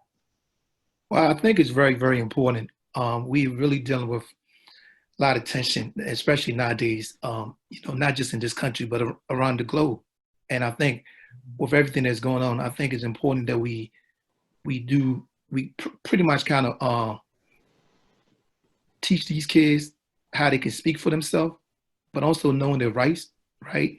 And I think the young man that gave the situation about having the interaction with a police officer, I think if we can teach that, I think a lot of these kids that we deal with, I think they can pretty much understand the police officer's perspective as well as the officer understanding their perspective. So I think it's very important that these kids know how to handle themselves, especially in a situation where they deal with the police.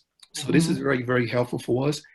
And with the population that we deal with every day, we want to make sure we empower them, not to just go out there and know their rights, but understand their responsibility when it comes to dealing with people they may disagree with. That's good. That's excellent. Thank you both so much. I appreciate your perspectives and educating us on who crossover youth are and what you all doing out there in Prince George's County, because I know some great things are happening over there in juvenile services. So thanks again for being a part of this. And Drew, make sure that I get your schedule because I'd love to pop in on your virtual sessions and hear how they go. I will send you the invitation every time we're running it. Okay, good. Thank you. Yeah, Thank no you problem. both. Yeah. So right now we're going to transition over. There's been so much great information here, and I tell you, this has been wonderful. I have been taking so many notes myself, especially while our young people were talking.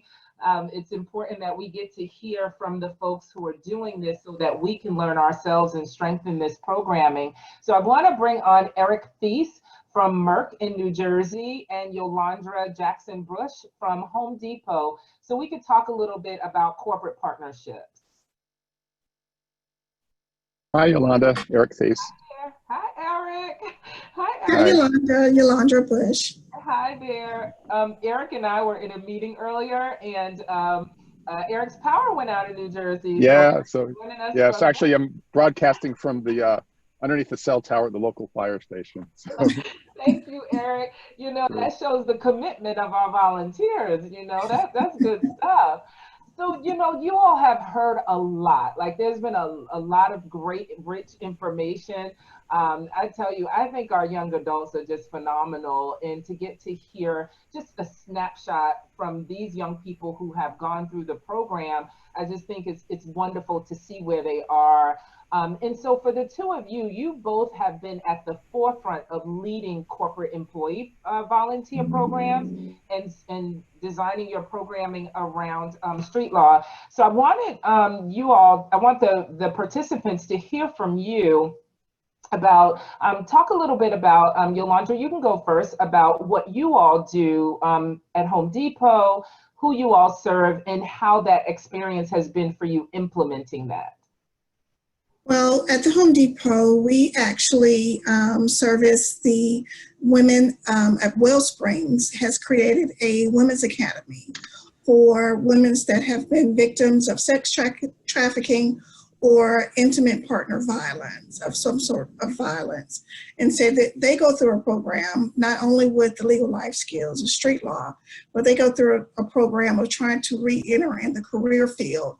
And they would like to implement the criminal portion and the justice portion. So we use a portion of street law to help the young ladies know their rights, triggers, things of that nature that has caused them to be in the situation that they're in and know how to handle the situation after, if they find themselves in that situation again. We've been a partner with Wellsprings Living for approximately 2 years, and we have been with Street Law Legal Life Skills. We actually handle both portions, Street Law Legal Life Skills and Street Law Corporate Diversity Pipeline. So for the past 4.5 years. Excellent, thank you. And what about you, Eric? I know you all deal with multiple populations in New Jersey and Pennsylvania. So talk a little bit about Street Law's partnership with Merck and what you all are doing. Sure, yeah, again, we started out as participating in the Legal Diversity Pipeline program. We've been doing that for over 15 years. And then just over 10 years ago, we got involved with the Legal Life Skills program, and we call it Making Positive Choices, and it really has 3 different target youth populations. We go to the middle schools, again, in close to some of our sites in New Jersey and Pennsylvania. We also go to high schools, and then we even have youth that are in foster care, and actually they come onto the site, both New Jersey and also in Pennsylvania. And it's, again, great to have the youth come on site and actually get a chance to see a corporation and get to understand, as well as also to go through the Legal Life Skills program with them. Thanks, Eric. You know, right now we're in the midst of COVID, and we've had to make a huge shift from in-person programming, because we've been doing a lot of things in person, to virtual programming and virtual implementation. Yolanda, talk about that shift from in-person programming to virtual, and what's that been like for you in Home Depot folks over the past couple of months?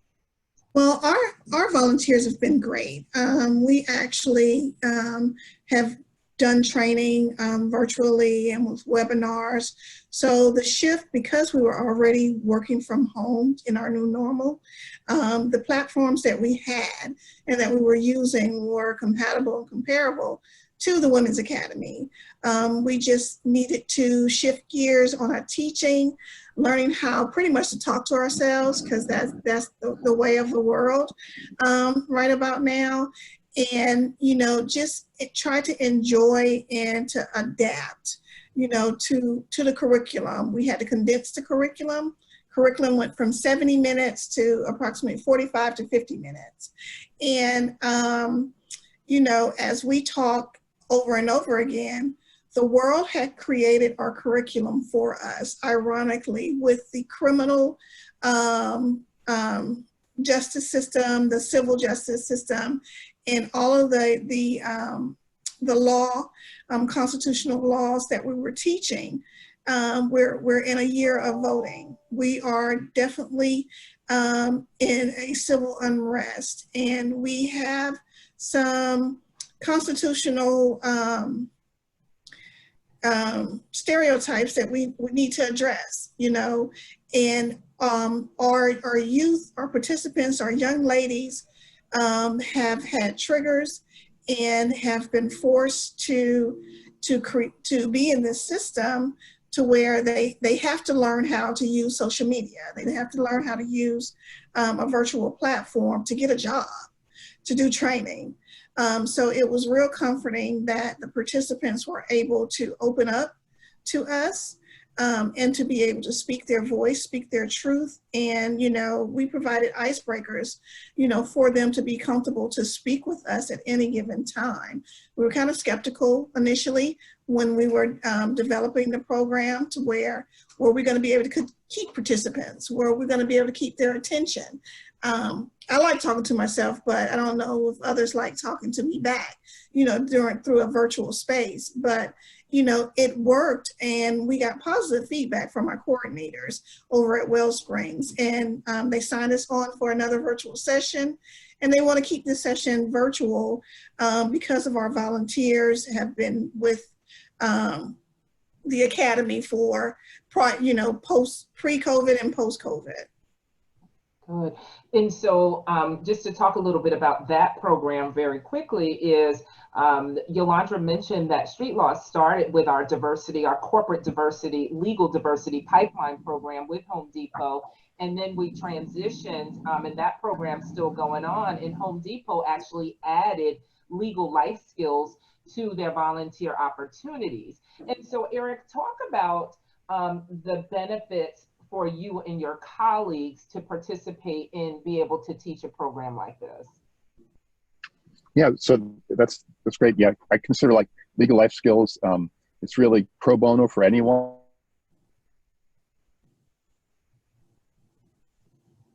Eric will come back in as he's closer to the tower. Go ahead, Eric. Yes, sorry. Yeah, sorry if you hear me okay. So I was saying it's not just for individuals in the legal area, it's really for all employees. And work employees, they have an opportunity to work with other colleagues in all other areas of the company. It's not just one particular area, and we can connect with. Yolanda, just feel free to pick up where Eric leaves off. As well too. Absolutely. I'm pretty sure Eric was saying that, you know, it's not just for attorneys. Pro bono for the Street Law Legal Life Skills is for all associates. So our general counsel charged all of her legal associates to, you know, to serve. One of our values, you know, we have core values at the Home Depot, and one of our values is giving back. So, you know, in the legal department, giving back means pro bono. And our assistants and our coordinators and our specialists was trying to figure out, how do we give back? We don't have CLE. We don't have the option of recording pro bono hours to our CLE or Esquire. So how do we give back? And not all of our legal specialists and coordinators have a paralegal certification where you have continuing education. So Street Law definitely, especially with the breakout of both programs of Street Law, definitely gave an opportunity and options to all of our associates to give back and to offer some type of volunteer services in the community. And this is great. I mean, we put in either 1 hour to 80 hours, depending on your flexibility. So it's been great. And I know Eric's team has been working really good up there in Pennsylvania and stuff like that. So yeah, we're proud to have that in the South. Excellent, excellent. And Street Law actually helped you all find your community organization. So we helped you connect with Wellspring Living. So we didn't kind of leave that to you and leave you to your own devices. But once we got that connection going, we did some trainings, and then you all actually deliver the program develop the scheduling, you get your colleagues prepared to teach. And what are you hearing from your colleagues that, what do they say about this program that helps them in their work? Well, the great thing is for the Home Depot was being able to allow Street Law to vet the programs and the participants that we were going into. You know, background checks were required.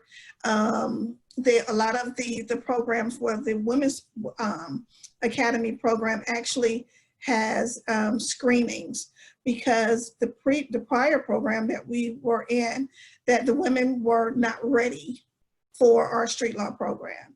And so in this program, you know, the women are screened, there's a process, there's phases to get to Street Law. And, you know, though that helped out, and our volunteers are really eager. I heard Brittany earlier saying that, you know, that she loved when the icebreakers. We offer icebreakers just to let you know that we're everyday people as well. And the volunteers really appreciated, you know, being able to go in and tell their story, because every volunteer had a story to tell. And, you know, Brittany said she loves snacks. You know, volunteers love snacks as well. So, you know, your grandmother used to always say, you know, greet your neighbor with a pie or something like that in the South.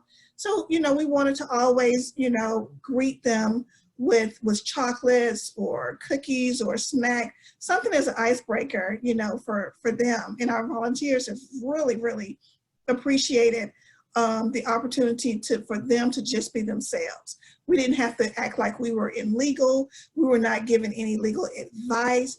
We were just giving everyday life skills. Yeah, you know, that's an excellent point. Just being yourself, allowing them to be themselves. And Eric, based off of a couple of questions that's in the Q&A, how important is it to allow our participants just to vent, right? Because we know that not all of them have great interactions with police officers. We know that a lot of them have been through some really traumatic things in their past. And so we want to make sure that our volunteers are prepared to not put their own personal views on our participants. So how important is that to not put their own personal views? No, yeah, exactly. I mean, again, you know, as was said before, you know, each of us come with our own life experiences, and it's great to hear the youth, and it shows they're understanding the lesson too. So you may have a lesson you're planning to teach, a particular lesson on a topic, and the discussion will go off in another direction, but you can still use that as a teaching tool to really bring it home and help them to understand the lessons as well too. So it's again, great to see the youth engaging in situations like that and actually showing that they're understanding the lesson and being able to apply it to some of the things that they're going through. Yeah, absolutely. And because we deal with such sensitive populations and sometimes sensitive topics, you know, we heard a lot about our community resource people, especially like with law enforcement, because some of our lessons do have to do with law enforcement and police interactions.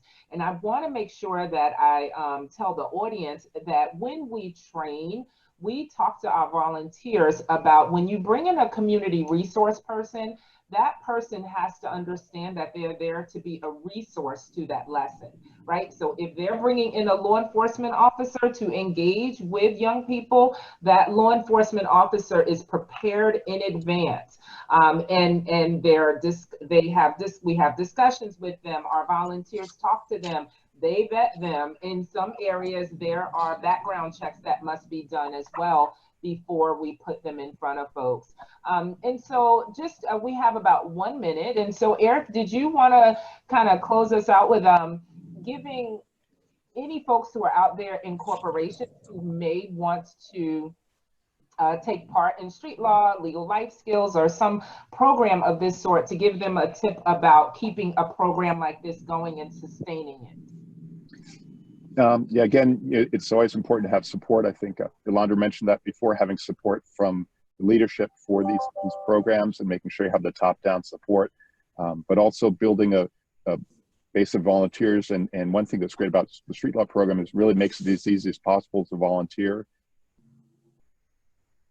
The plug and play system, they can volunteer, you know, to whatever extent they want to be able to volunteer. If they just want to come and shadow a program, they can sit and watch it, or they can get more involved with it too. So again, that's nice to have that variability of offerings for the volunteer base. We hear about plug and play often, like it's a plug and play curriculum. We don't have to figure it out. The question from the chat, like, are your volunteers considered mandatory reporters? We train our volunteers along with our community-based organizations. And one of the things that I failed to say as well is that we also involve our participants, so our youth or a participant voice in the training. There is no time where volunteers are teaching young people without the community-based folks there. So you heard Darrell earlier mention that there was a young person who opened up to one of our volunteers during one of the street law sessions, but that volunteer was able to go directly to the counselor of the community-based organization. So we don't want our volunteers to teach the lessons without the community-based organization representatives there.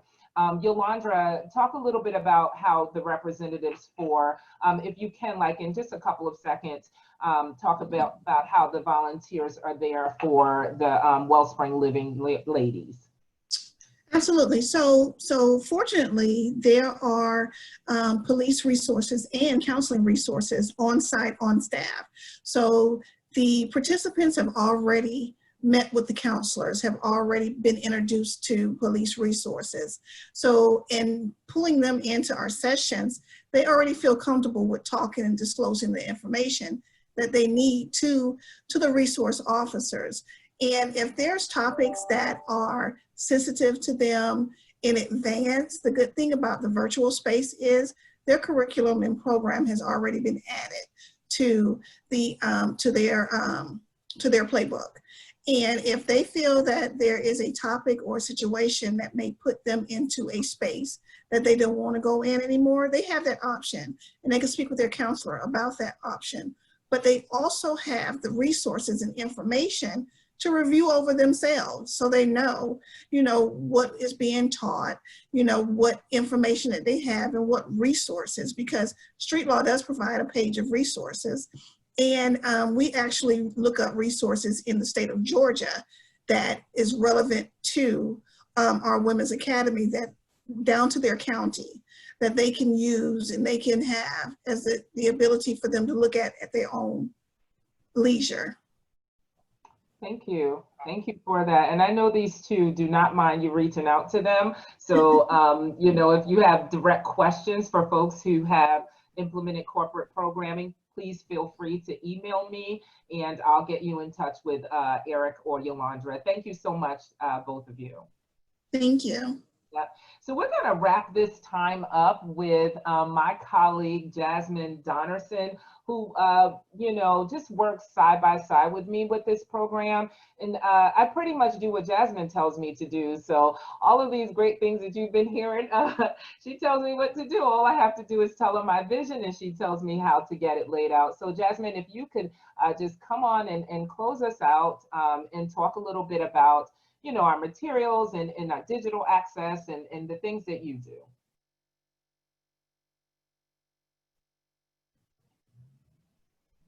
All right, yeah, thank you so much.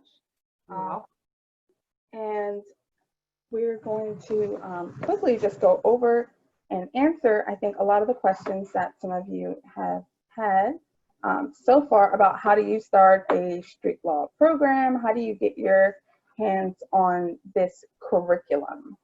And so street law legal life skills curriculum is available for sale on our website. So at store.streetlaw.org, you can purchase the entire curriculum, which is a 20 lesson product that's available in both print and digital download.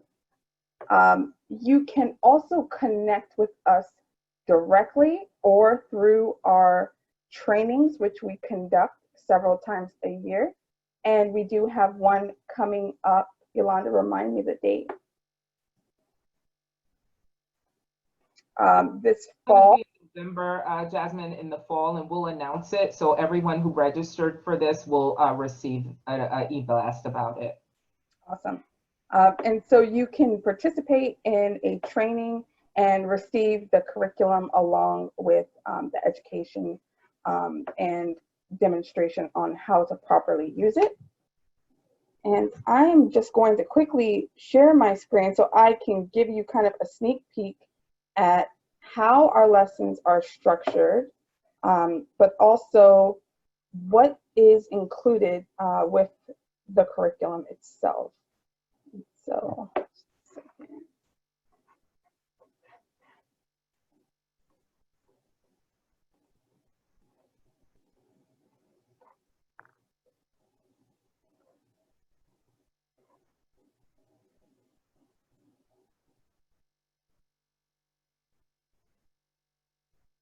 all right, and can you see the screen now? Yes, Jasmine. All right, great. All right, so the Legal Life Skills curriculum is available in both English and Spanish, and it is divided into 4 units as we talked about earlier. So the first one is financial literacy, housing and employment law, court system, policy and civic engagement, and then policing and personal and public safety. In each of the units, you'll receive complete, as they say, plug and play lesson plans. So in each unit, you'll receive both the lesson plans, handouts, PowerPoint presentations, and access to online resources, and of course, support from us at Street Law as well. Our lessons are easy to follow. They are based on a 60-minute time frame, but that can always be adjusted to longer periods or slightly shorter periods as needed. And the overview for each lesson will give you all the information that you need for preparation, tips and online resources, federal law, and in the online addendum, you'll also find resources based on your state.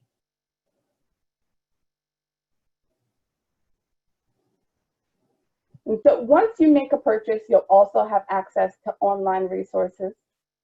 So there are several pages in our new online library. So program administration will give you all of the teaching strategies, tips on integrating legal life skills into a school, teaching strategies, what makes a good session, and other things to help guide your program.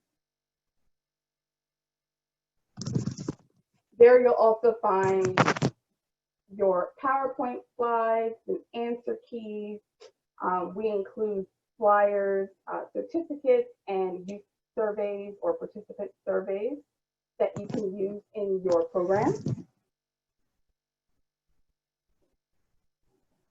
And of course, again, you can start a Street Law Legal Life Skills program by visiting our website at store.streetlaw.org and clicking purchase at the top. And that will take you to the legal life skills and policing team and other online resources available for sale. Or you can join us at an upcoming conference.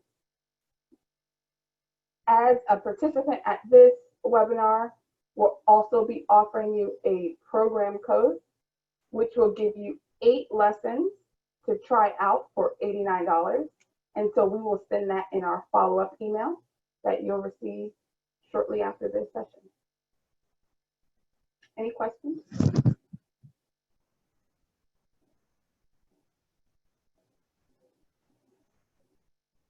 Jasmine, we had one that was directly related to the website to purchase. Is it, I think I gave her the right one, store.streetlaw.org, correct? That is correct. Okay. And can you just talk a little bit about, I know we only have like a couple of minutes, but like where do you, since you do all of this, like where do you see us going like in this digital space? Like what are some of the things that we're working on thinking about for easier access and easier delivery? Yeah, absolutely. So we're currently working on fully digitizing our lessons so that they can be integrated with a LMS or learning management system like Google Classroom. We are also launching a new online resource which will allow for the legal life skills community to share and collaborate, submit questions in an online help forum. And so you'll be able to log in, download the things you need, but also view photos of trainings and connect with other legal life skills sites around the country. And as new lessons are released, they'll be updated there on the website, or new updates, laws that are passed. We'll be able to kind of put those tidbits in there and make sure that, you know, we push it out to the entire legal life skills group. Absolutely. Yep. This is so good. And Jasmine, thank you so much for everything that you bring in. So again, you all, Jasmine's contact information is jdonnerson@streetlaw.org. And we'll put it in the chat again, but Jasmine knows all things street law. And so feel free to reach out to her if you have any questions about materials, digital access, or even our programming. Jasmine, anything else that you wanted to leave folks with? No, I think that is about it. We'll follow up with an email, and I'll be sure to include some of the information that we quickly debriefed on, and also that promo code. So if you want to try out these lessons, you know, we encourage you to do so. Thank you. Thank you, Jasmine. Yeah. Yeah, and you know, we just want to say thank you all for being here today. This has been wonderful. I see some familiar names in the attendee list, and some folks that I do not recognize, but please, we want to hear from you. You will get a follow-up email from us to connect with us, to get access to that lesson package that Jasmine talked about. But we also just want to hear from you. We want to get some feedback. We want to know where you're at. What you're thinking about. You may have questions about how you could implement in your corporation or in your community-based organization, or even as an individual. We do have individuals who implement or start grassroots programs utilizing our curricula. Legal life skills may not be the thing for you or your population, but some of our other programs may be.